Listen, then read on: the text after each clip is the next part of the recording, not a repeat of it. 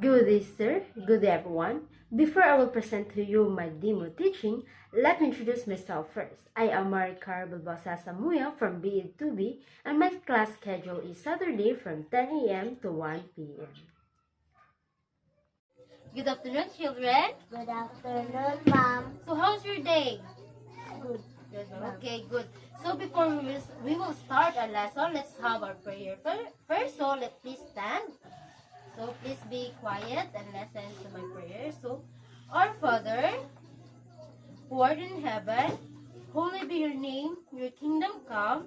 Who will be done on earth as in heaven. Give us our day our daily bread, and forgive us our sin as we forgive those who sins us. Do not bring us to the test, but deliver us from evil. Amen. So, before we will start our lesson, let's have our attendance first. So, please say present if your name is called. So, King April John, Myriel Samuya, Present. Divine Samuya. Present. Okay, good. So everybody was present. So let's start our lesson. So what is this? O'clock. A clock, right? So do you understand what is written here, or what is the symbol here? Number. So do you understand kasabot mo? Okay. Of course not, because you still didn't tackle it. So let's start where the Roman numerals started. So I will introduce to you where the Roman numeral where it started. So the Roman numerals is the number symbol that came from Arabia are called Arabic numerals. So but a different system was used in ancient Rome. So where get ato siya sa ancient Rome, we call these symbols a Roman numeral. So the different system nga gikan sa ancient Rome is ginatawag nato siya nga Roman numeral. So ito, Roman numeral. So ang Roman numerals have basic symbols. So these are the basic symbols. So what is this? I. This one? V. This one? X. L. C. D. N. So this lower part is this is the equivalent number of this symbol. So I is 1, V is 5, X is 10, L is 50, C is 100, D is 500. So what is M? 1,000. So this is the basic symbol of the Roman numerals. So Roman numerals have rules. So rules on writing Roman numerals. So let me show you. So these are the rules in writing a Roman numeral. So putting a numeral of lesser value before a numeral of greater value decreases the second numeral by the amount of the first. So meaning of this is if the value is lesser, what is means lesser? Gamay. So lesser value, so i-add siyang lesser value sa numeral sa pinakadako is mo decrease. So with decrease means 1,000. mugamay. Mugamay. So example, let me have an example here, ha? Okay. So example. So what is the lesser number? I or V? Lesser I. number, I or V? I. If lesser number, if the lesser number is I. first siya nga symbol is gina-decrease or gina-minus, right? So I minus V or V minus I equals, sige, ang V 5. 5. Ang I 1. 1. So V minus I or 5 minus I equals 4. 4.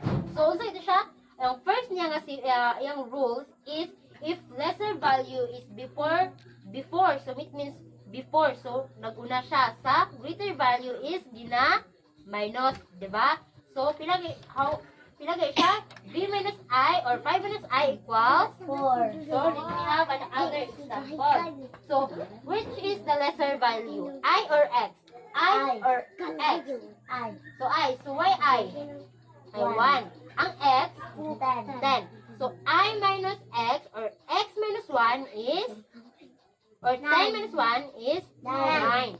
So the second rules in writing numerals is putting a numeral of lesser value after a numeral of greater value increases the first numeral by the amount of the second. So it means if we put a numeral lesser value after, so after it means padukuan pa siya. So numeral of greater value.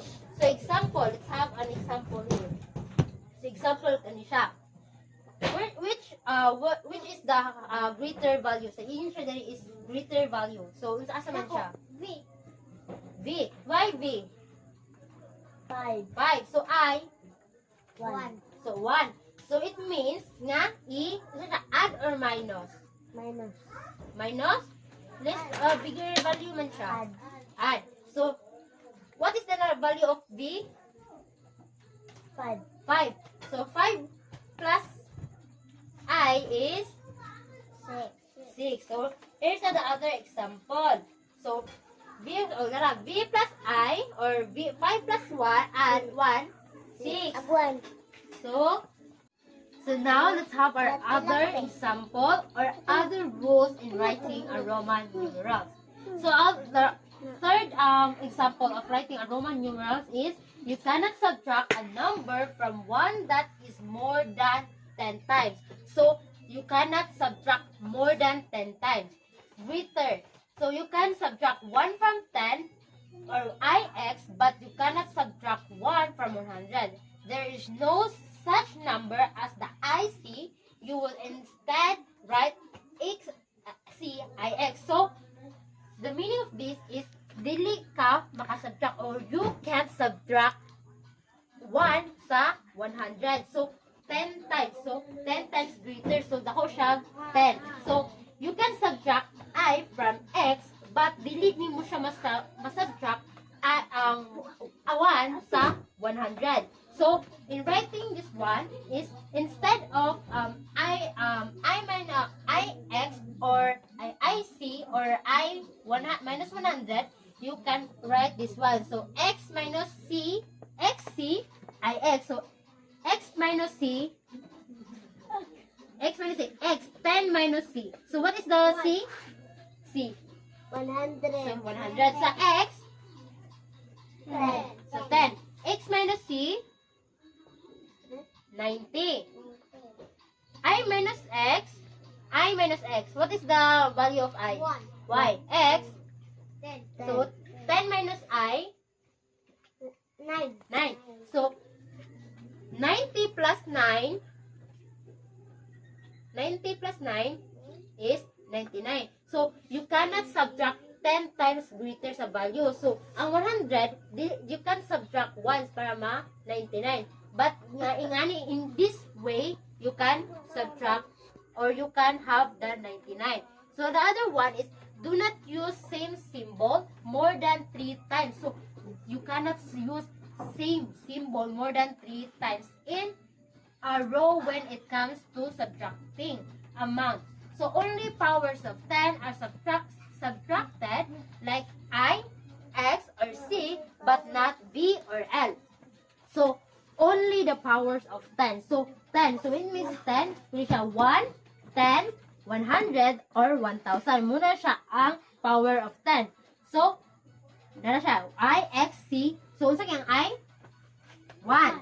X, 10. C, 100. 100. But dili ni mo siya pwede masubtract. You can subtract the V from L. So what is V? 5. L. Oh, 50. So you can subtract V from L. For example, 95 is not BC. So it means again dili siya or it is not appropriate niya. Ang V is E minus ni mo siya sa C. Kaya no, only a powers of 10 like mo rin siya. 10, aso to. 10, 1, 10, 1,000 or 100 is pwede mo siya i-subtract. Diba? Diba? What is, when we can subtract again? If the first symbol is lesser sa second one. So, lesser man siya. So, it means minus. The lesser man. So, I is minus B or, what is the value of I?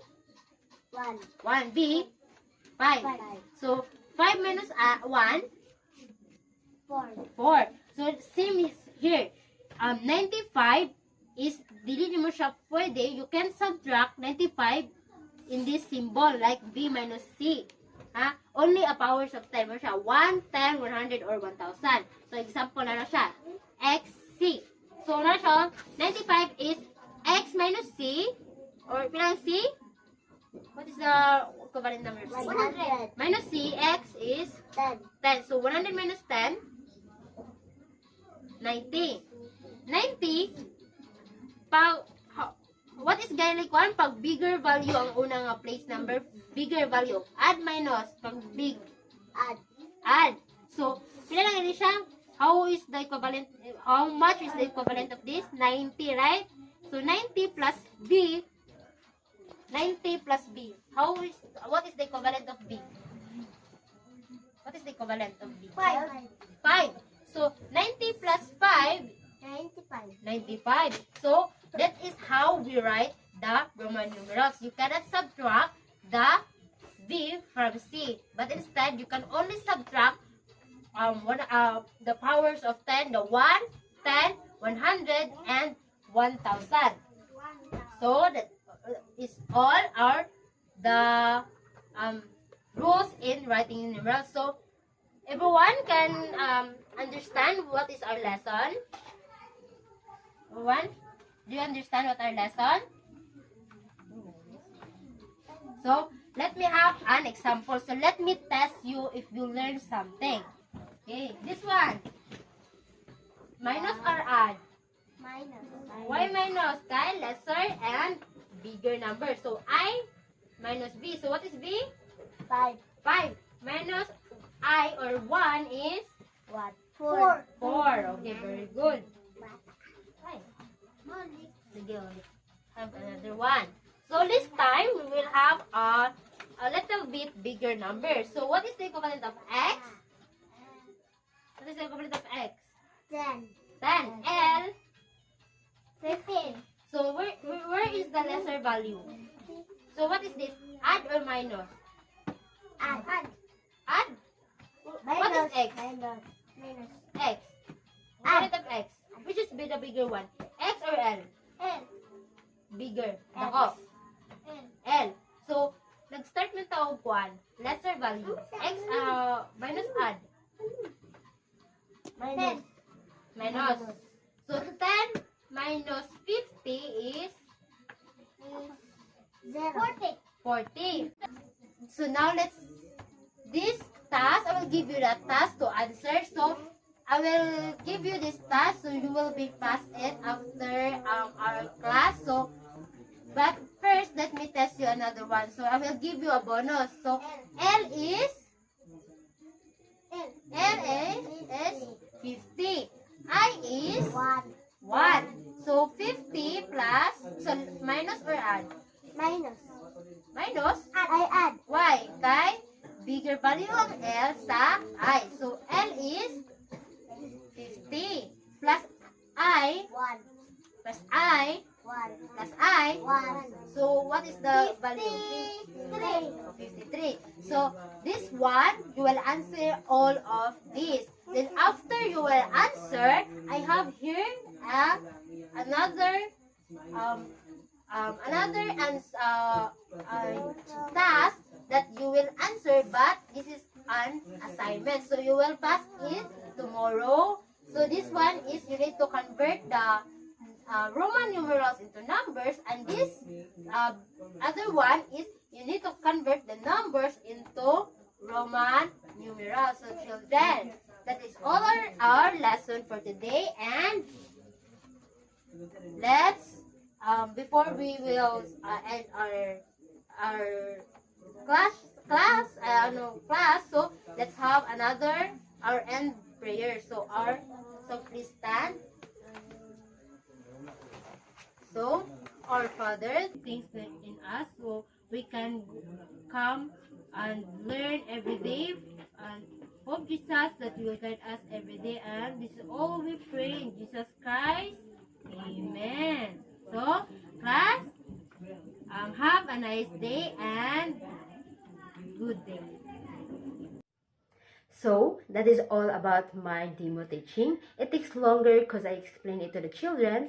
And again, this is Maricar Samuya from BEd2B, class schedule 10 a.m. from 1 to 1 p.m.